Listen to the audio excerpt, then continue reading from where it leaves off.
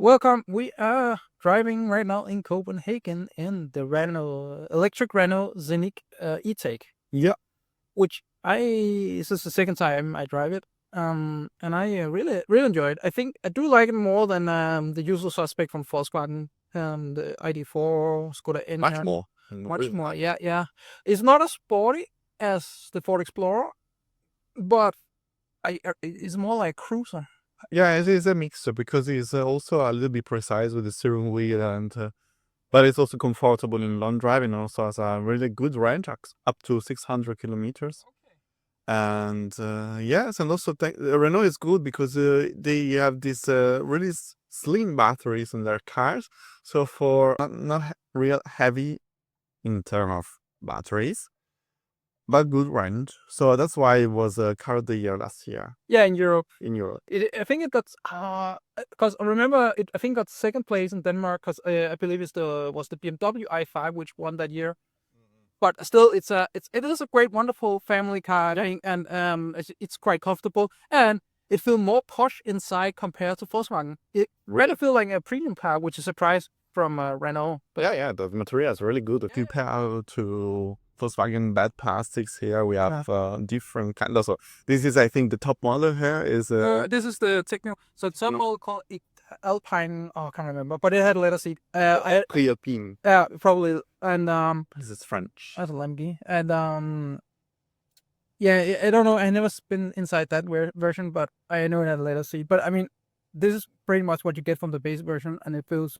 Yeah, it's cool. So I drove the Esprit Alpine in Italy, as I was saying, and it's not so different from here. So you have still good materials. Okay. You have more sport inside. This is more elegant if you want. Yeah. So, but it's good. I guess. And also, I really like the solar bay roof here. It's one of my favorite thing of the latest Renault. Yeah. Because you can have a light, but not warm because it's made to protect people from warm and. It's a great car. But yeah.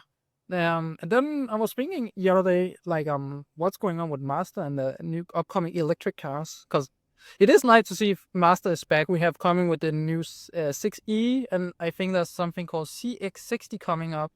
But they are all Chinese based car. This is the topic of the day. Welcome back to What Happened to the Car World. Yeah. Our first podcast in NordiskBil and Robin and you are Christian. Yeah. From.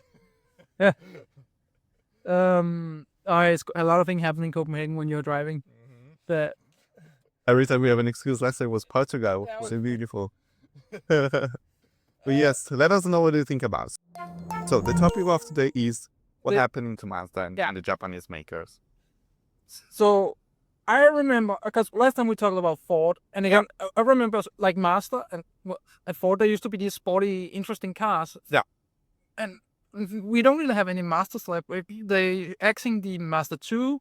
We still have the hybrid, which is based on the Toyota. No, it's actually the Toyota Yaris. Yeah, on the name. And we don't. I think the current 6 is going out when then they introduced the CX 18. Yeah, CX-18, the big one. Yeah. Which for some reason is allowed to have a nice diesel engine. It's really good, the diesel engine. I like more on the 60 because this is a little bit more compact, as we can say so. Yeah. The 80 is really long, so it feels more like a truck when you drive it. So. Okay. The 60, they also recently updated, so they saw a problem they had in suspension system in the back. Now it drives much better than the last one. And also the diesel is really nice compared to the plug-in hybrid, which is that's not totally bad. I don't like that, so I prefer the diesel one. I know in Denmark it can be quite complicated. Yeah, we don't have the diesel as available. We can only get as a plug-in hybrid. Yeah. No, sorry, we do have the diesel. It's because they also made a petrol straight 6, which I don't think came to Europe. No, it's only for America. Or for Japan. But the problem is that is this. So Mazda is still a good, and the other Japanese are still good makers in the rest of the world. But if you see what they sell in Europe, apart from Mazda, because Mazda still have separate cars in Europe, like the 3 or the CX-30. But maybe they don't have money or they're not prepared for the electric, so they had to ask for help from Chang'an, because actually the new 6C and the other one you might 60 are Mazda version on Chang'an models. So yeah, so they're based on Chinese vehicles, which have been, I believe, they've at least been out in China for a year. So it's nothing brand new, but it's new for us in Europe. Yeah. I did see, and you saw the Mazda 6, the new 6E. Yeah, It- in Oslo. It looks so premium inside. It's right? beautiful. It's really Yeah, beautiful design. Remind me of Alfa Romeo. Yeah. Interior. Exactly, and also they similar. They designed the car to be more similar to the old Mazda 6, the last one produced, and so the proportions they are similar, and also they have this long front, which reminds of the sporty car, but also is very spacious inside. You notice it's a Chinese car inside. No. Because the interiors design is better for the quality of materials, but the setup, the layout of the dashboard is the same they have in Chang'an. So a big screen in the center. Exactly. So yeah.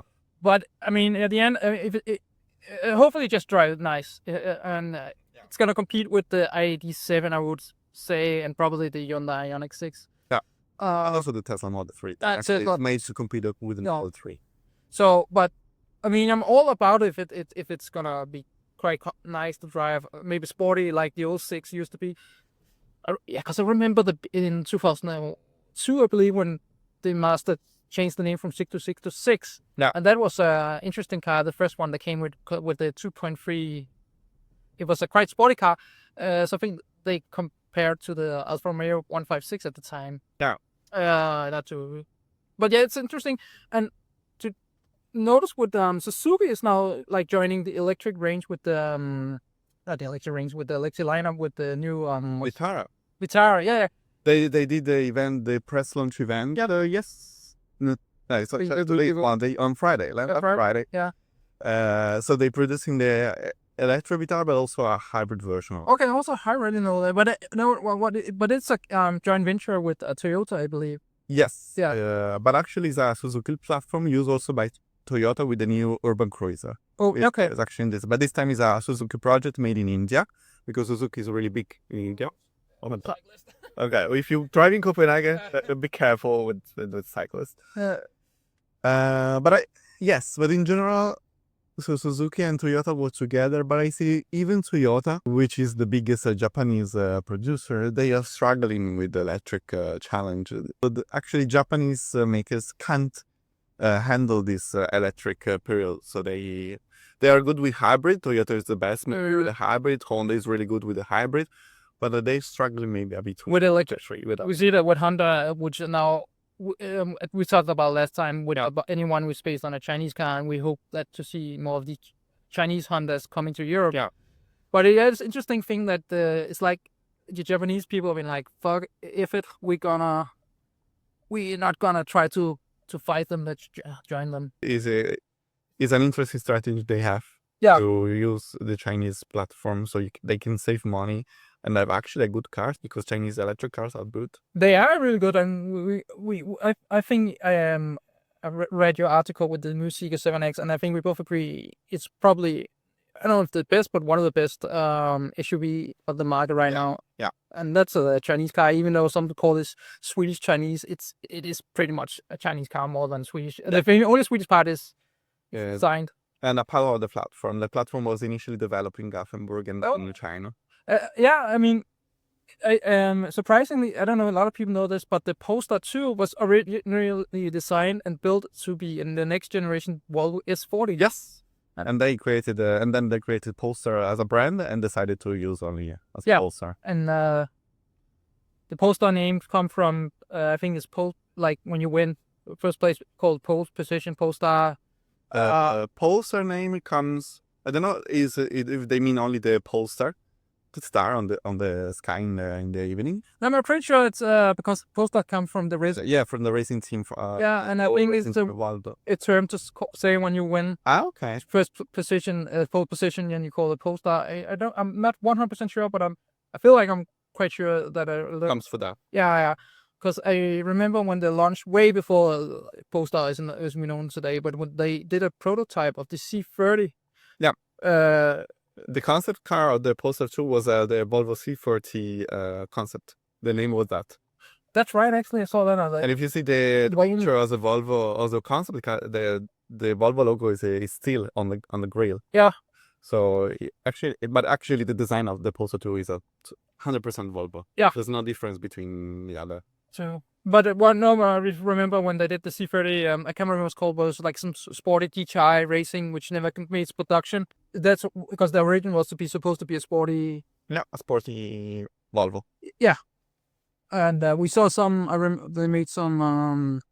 I think they did the C. Remember they did the V60 with the straight 6 turbo. Called Polestar, and then they later did the Polestar engineering. Yeah. Then we got the electric. Yeah, exactly. Yeah. I don't know where we passed to talking about the Volvo. No, just to say like Chinese cars are really good. Yeah. So we talk about the Chinese. The Chinese are good apart from Leapmotor. I think you know Leapmotor. Yeah, I know. I know you've driven those. Leapmotor is totally bad. I don't know why Stellantis decide to invest money in that. But we know Stellantis is very bad in invest money. They are struggling in that way. Yeah, I mean, I also think what else is isn't the Dacia and Dust? What's they called? The small Dacia. Spring. Yeah, that's a Chinese as well. Or... It's a Tom thing. Yeah. Yeah, that's also quite. The feel really unsafe when you drive it. Yeah. I drove on it twice. I didn't drive the updated version with the new design. I drove the first one, and I didn't feel really safe yet. No. So I couldn't manage the seats, so I was like, wait, and he is quite tall. Yeah. You know, it doesn't look like it, but trust me. Yeah, and the Chinese cars are here, and I was thinking about the other day, like the next generation, the kids that's gonna be into cars when they hit the 20s, maybe gonna work with cars. They're gonna remember Chinese cars as the Chinese cars was just here from the beginning. Like I remember the Japanese cars has always been here, because when I hear my dad talk about, he can remember when people was talking shit about Japanese car or Korean cars. And the Korean car. I remember when I was a child during the first decade of 2000s. Yeah. All people talk bad about the Koreans. Like you were really. They did also make some questionable cars. Like the Atos by Hyundai. Oh, Atos, yeah. I actually drove on that. That's a disgusting car. And the Atos, what else? There was like one more thing. I think, and if Kia there was Sapphire, I say. Santa Fe? No, they made it like the Kia, it was later called, I can't remember, but it had like round till, round like. But the Soul? No, it's like 2001, 2. And, I don't remember. but it was something to compete against the Hyundai Accent. Oh yeah, the Hyundai Accent and the 1.5 diesel. Oh. I think the only good Hyundai or Kia in that period was the Sportage and the Tucson. Yeah, the Jets, I believe. And the Jets, in the Jets. Yeah, because I remember that car was one of the best-selling cars in Germany at the time, which was surprising that a Korean car could beat a Volkswagen product. But there's a different. But it was one of the first Hyundai made it to compete with Volkswagen. Yeah. So it was already in the new era of Hyundai when they decided to improve their quality and to develop the cars in Germany, because they started developing car in Frankfurt.